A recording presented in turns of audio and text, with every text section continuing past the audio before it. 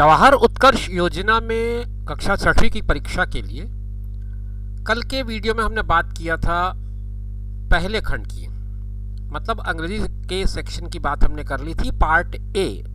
जैसा कि आपको इस वीडियो को देखकर ये आइडिया हो ही गया होगा कि 2021-22 में जो शासन की ओर से जवाहर उत्कर्ष योजना के लिए प्रवेश परीक्षा आयोजित की गई थी, उसके प्रश्न पत्र को हम हल कर रहे हैं। एक एक करके पांचों खंड की बात कर रहे हैं। पहले खंड में हमने कल के वीडियो में मतलब पार्ट ए को डिस्कस किया और उसमें इंग्लिश के सारे 20 क्वेश्चंस जो थे उस पर बात की, उसके सही विकल्पों को देखा और उनको टिक किया, उसके उत्तर लिखने का तरीका जाना। आज हम इस वीडियो में, जैसा कि आप देख रहे होंगे इसमें लिखा हुआ है, हम विज्ञान पर बात करेंगे। पार्ट बी जो है वो इस पेपर का, उस पर बात करेंगे। तो आइए शुरू करते हैं आज की वीडियो। कल जैसा कि मैंने आपको दिखाया था, ये प्रश्न पत्र का फ्रंट पेज है। इस पे किस तरह से नंबर्स एंट्री करनी है, क्या कुछ लिखना है, ये सब हमने कल डिस्कस कर दिया था। उसको स्क्रॉल करते हैं, आवश्यक निर्देश आपको मिलेंगे। उन निर्देशों को भी हमने कल समझ लिया था। आज समय नहीं गंवा रहे हैं हम इन पर, हम सीधे पार्ट ए हमने कल डिस्कस कर ही लिया है, तो पार्ट बी पर ही चलते हैं। स्क्रॉल करके सीधे पार्ट बी पर पहुंचते हैं। दोस्तों नमस्कार, आप देख रहे हैं जीरो पीरियड। जीरो पीरियड में पार्ट बी की शुरुआत हो चुकी है। पार्ट बी सब्जेक्ट साइंस है। साइंस के सब्जेक्ट में जो 20 क्वेश्चन इस परीक्षा में पूछे गए थे 21-22 में, उस पर हम बात करेंगे। 2021-22 इस सत्र में जो परीक्षा हुई थी उसमें सेक्शन साइंस का जो था उसमें पहला सवाल था किलोमीटर में नापा जाता है। इंग्लिश और हिंदी दोनों एक साथ है। Which of this is measured in kilometre? लंबाई, दूरी, वजन, प्रकाश, हाइट, डिस्टेंस, वेट और लाइट। तो जैसा कि आपको पता है कि दूरी को हम किलोमीटर में नापते हैं, मीटर में नापते हैं, सेंटीमीटर में नापते हैं। तो उस हिसाब से अगर देखें तो ऑप्शन बी आपका करेक्ट ऑप्शन है। आपको यहाँ पर लिखना होगा बी, और अगर आप हिंदी वाले हैं तो यहाँ पर दूरी लिख करके भरेंगे, और अगर आप इंग्लिश सेक्शन से बात कर रहे हैं या एग्ज़ाम अटेम्प्ट कर रहे हैं इंग्लिश सेक्शन से, तो आप यहाँ पर जैसा इसमें दिया हुआ है ऑप्शन बी डिस्टेंस का, तो उसको लेकर के आप आगे बढ़ेंगे। दूसरा जो प्रश्न है इस सेक्शन का, उसमें पूछता है बिजली के पंखे की गति किस प्रकार की है? What type of motion is done by electric fan? Option A है सीधी, बी है उल्टी, सी है दोलन, डी है घूर्णन। इंग्लिश ऑप्शन में अगर मैं देखूं तो straight, reverse, oscillations and rotational. तो जैसा कि आपको पता ही है कि बिजली का पंखा घूमता है, तो घूमने को हम रोटेशन कहते हैं, घूर्णन कहते हैं। तो ऑप्शन डी आपका करेक्ट ऑप्शन होगा। आप हिंदी में अगर जाएंगे तो आपको डी लिख करके यहाँ पे घूर्णन लिखना पड़ेगा, और अगर आपने ये परीक्षा इंग्लिश मीडियम से देनी है तो आपको डी लिख करके यहाँ पे रोटेशनल लिखना पड़ेगा।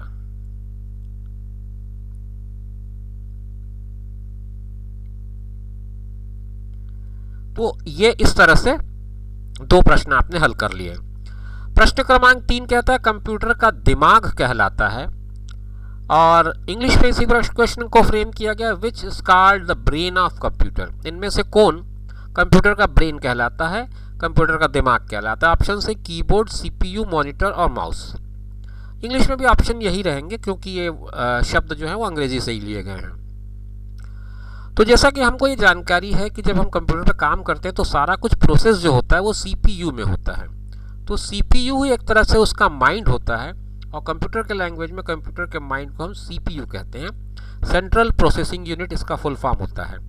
तो अगर आप हिंदी मीडियम में क्वेश्चन अपीयर कर रहे हैं, आपको बी लिखना होगा यहाँ पर, और साथ में सीपीयू लिखेंगे यहाँ पर।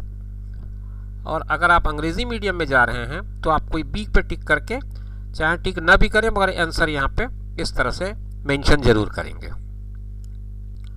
चौथा प्रश्न इस वीडियो में, सबसे ज्यादा समय तक कौन जीवित रह सकता है? Which among the following lives longest? सबसे ज्यादा मतलब जो जीने का समय है उसके हिसाब से क्वेश्चन फ्रेम किया गया है। ए ऑप्शन केंचुआ का है, बी कछुआ है, सी मक्खी है, डी सांप है। ऑप्शन अगर इंग्लिश में देखूं तो earthworm, turtle, fish and snake. तो सबसे ज्यादा जो उम्र होती है वो कछुए की होती है, ऐसा कहा जाता है। तो विज्ञान ये मानता है कि सबसे ज्यादा आयु तक जीने का काम कछुआ करता है इन उपलब्ध 4 ऑप्शंस में से। तो मैं बी को टिक करूंगा, इस तरह से हिंदी में कछुआ लिखूंगा तो मेरा उत्तर पूरा हो जाएगा। इंग्लिश में अगर कर रहा हूं तो यहाँ पर बी लिख के कछुए का जो इंग्लिश नेम है टर्टल, ये आपको लिखना पड़ेगा। अब नेक्स्ट क्वेश्चन में आता हूं। क्वेश्चन नंबर 5 है, मच्छर के काटने से होने वाली बीमारी का नाम। मच्छर के काटने से होने वाली बीमारी का नाम। ऑप्शंस हैं फाइलेरिया, मलेरिया, टाइफाइड और खांसी। इंग्लिश में भी वही नाम है, फाइलेरिया, मलेरिया, टाइफाइड एंड कफ। खांसी की जगह कफ लिखा हुआ है। तो आप सभी इस बात को भली भांति जानते हैं कि मादा एनोफिलिस के काटने से मलेरिया होता है। तो ये मलेरिया जो है वो आपका करेक्ट ऑप्शन हुआ। आप बी लिख करके मलेरिया टिक कर दें, लिख दें तो आपका उत्तर पूरा हो जाएगा। यहाँ पर भी आपको बी लिखना होगा, साथ में मलेरिया लिखना होगा। ये अब तक हमने 5 क्वेश्चन हल कर लिए। छठवां जो प्रश्न है वो है लुई पाश्चर के बारे में। लुई पाश्चर कहाँ के रहने वाले थे? ऑप्शंस है A England, B France, C Germany, D Italy.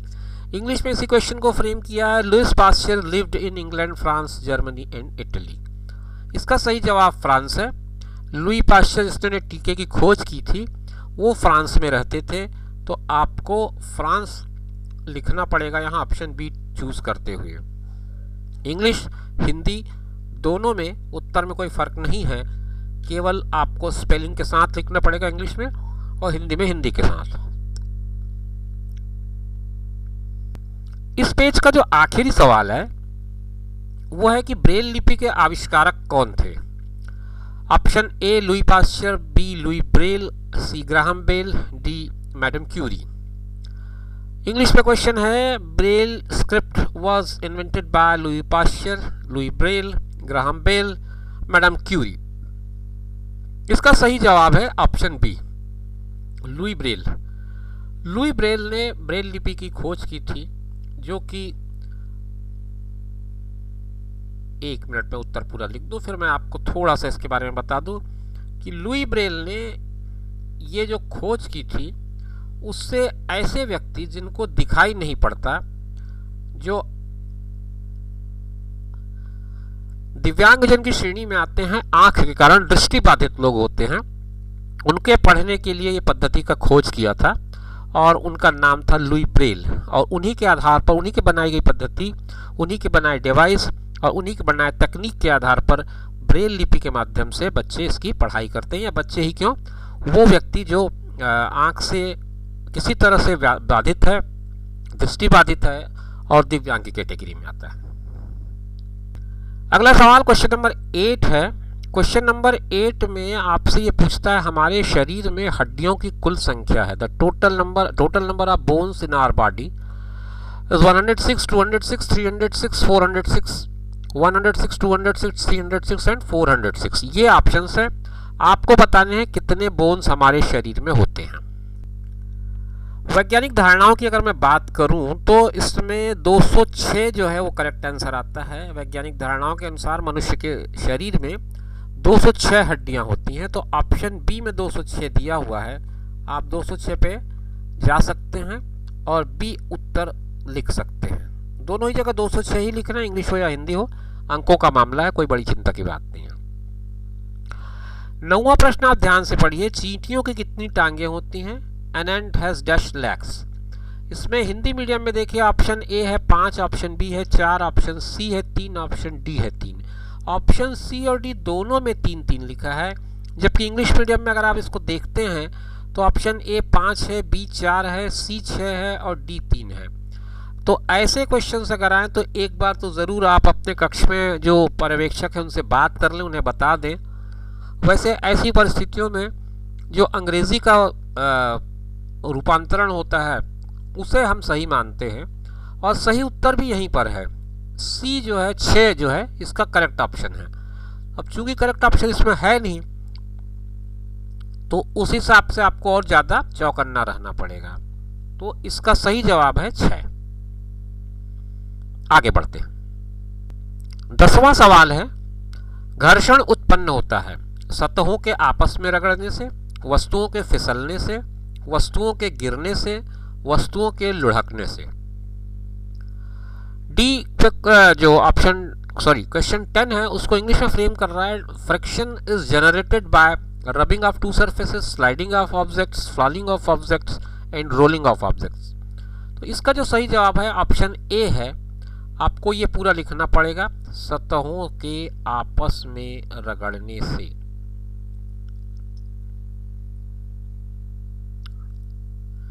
और वही आपको यहां पर इंग्लिश में लिखना पड़ेगा, rubbing of two object, two surfaces.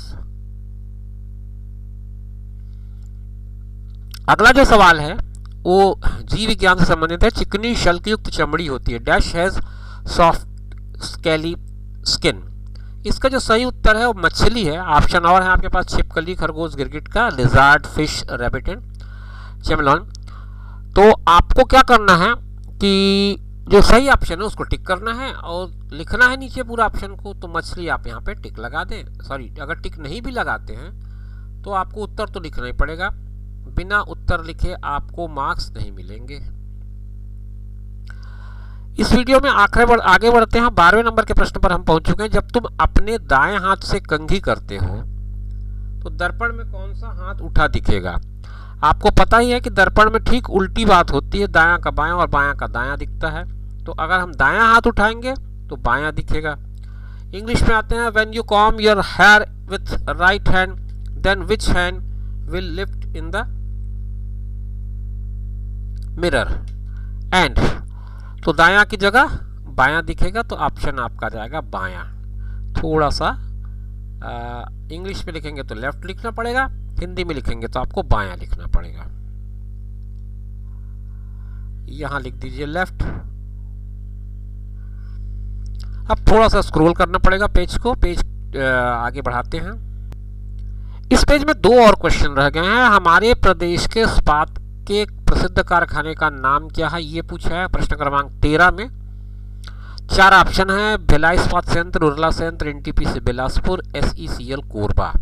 Name of famous steel plant in our state is Bhilai steel plant, Urla plant, NTPC Bilaspur, SECL Korba. तो आप अगर इसको देखेंगे तो ऑप्शन ए में ही इसका करेक्ट ऑप्शन है, भिलाई इस्पात संयंत्र। ऑप्शन ए लगाएं, भिलाई इस्पात संयंत्र। शॉर्ट में से बीएसपी के नाम से जानते हैं आप, इसको बीएसपी के नाम से सुनते भी होंगे। तो भिलाई स्टील प्लांट आपका आंसर हो जाएगा। 14वां प्रश्न इस पेज का आखिरी सवाल है, हालांकि अभी 6 सवाल और बाकी इस सेक्शन से। लकड़ी चीरने के लिए बढ़ई उपयोग करता है, रंदा का, हथौड़ी का, आरी का, ड्रिल मशीन का।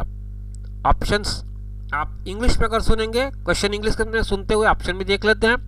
Carpenter uses dash for cutting wood, planer, hammer, saw, drill machine. चीरने के लिए हम आरी का उपयोग करते हैं, सी ऑप्शन करेक्ट ऑप्शन होगा, आरी का। यहां पर आप लिखेंगे सी, आरी को कहा जाता है अंग्रेजी में सा। 15वां प्रश्न इस पेज के ऊपर में है, सबसे टॉप पर 15वें नंबर का प्रश्न है। परजीवी कहलाता है, डैश इज पैरासाइट। तो आपके पास है ऑप्शन बिल्ली, जुआ, चींटी और मकड़ी। 4 ऑप्शन है, ए कैट है, बी लाइस है, सी एंट है एंड डी स्पाइडर है। तो इनमें ऑप्शन बी जो है वो आपका करेक्ट चॉइस है।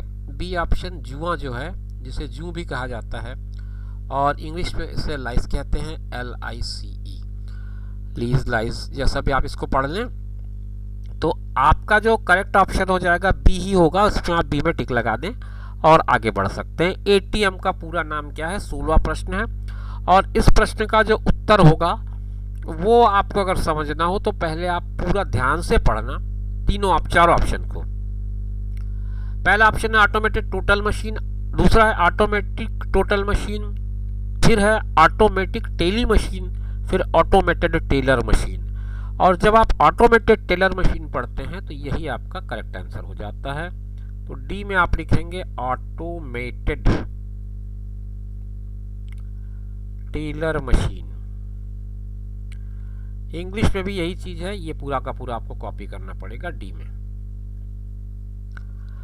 आगे बढ़ते हैं, 17वें नंबर के प्रश्न में हम पहुंच चुके हैं। यूट्रिकुलेरिया पौधा है शाकाहारी, कीटभक्षी, मांसाहारी, सर्वाहारी। यूट्रिकुलेरिया एक पौधा है जिसके बारे में हर्बेरियस है, इंसेक्टिवेरियस है, कार्निवेरियस है, ओमनिवेरियस है। क्या है ये आपको आइडेंटिफाई करना है। इसका भी सही उत्तर बी है, कीटभक्षी है। ये एक तरह का पौधा है जो समुद्र में नीचे की तरफ पाया जाता है, पानी में पाया जाने वाला पौधा है और वहीं ये कीटों को खाता है। तो कीटभक्षी है एक तरह से ये, यूट्रिकुलेरिया नाम है इसका। 18वां प्रश्न है, भूकंप के झटकों की तीव्रता मापी जाती है। तो इसमें जो ऑप्शन है, बैरोमीटर, पीएच स्केल, लेक्टोमीटर और रिक्टर स्केल, 4 ऑप्शन है। भूकंप की जो तीव्रता आपने सुनी होगी अक्सर समाचारों में, जब कहीं पे भूकंप आता है तो कहा जाता है इतना रिक्टर पैमाने पर मापा गया। तो ये रिक्टर स्केल जो है उसका करेक्ट ऑप्शन है। डी जो है वो आपको सही उत्तर की तरफ ले जाता है, रिक्टर स्केल। और इसमें आप लिखेंगे RICHTER, रिक्टर स्केल। दोनों तरफ आपको आंसर मैं इसलिए लिख के दे रहा हूँ ताकि आपको ध्यान रहे कि आप अगर इंग्लिश मीडियम में दे रहे हैं तो इंग्लिश मीडियम के आंसर लिखना है, हिंदी में लिखना है तो हिंदी मीडियम में अगर आप परीक्षा दे रहे हैं तो हिंदी का ही देना पड़ेगा। एक 19वां प्रश्न और दूसरा 20वां प्रश्न, ये 2 प्रश्न और रह गए हैं, उसके बाद ये सेक्शन हमारा पूरा हो जाएगा। भारत में सबसे ऊंचा बांध किस नदी पर बना है? तो इसके लिए 4 ऑप्शन हैं। India's highest dam is built on which river? Ganga, Yamuna, Mahanadi और सतलज।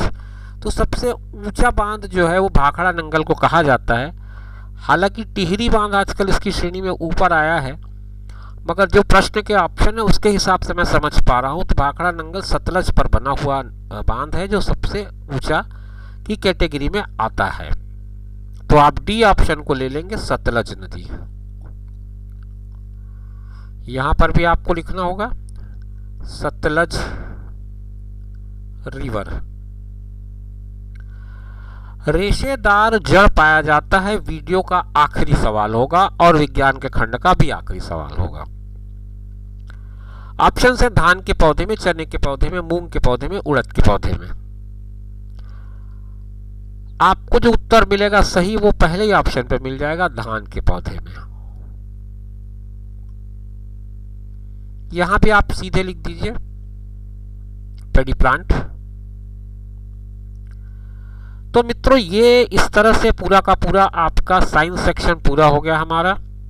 आप 0 पीरियड पे इसी तरह से बने रहेंगे तो मैं आपको चारों सेक्शंस के वीडियोस जो हैं वो दे दूंगा, इसी तरह से सॉल्व करके 21, 22 का वीडियो आपको मिलेंगे हर शाम 8 बजे। अगर आप इसके अलावा नवोदय की तैयारी कर रहे हैं या सैनिक स्कूलों की तैयारी करते हैं तो उसके लिए भी हमारे चैनल पर लगातार इस तरह से प्रिपरेशंस कराई जाती हैं। आप चाहें तो उनके वीडियोस भी देख सकते हैं, डिस्क्रिप्शन बॉक्स में कुछ लिंक्स आपको मिल जाएंगे, आप उनको फॉलो कर सकते हैं।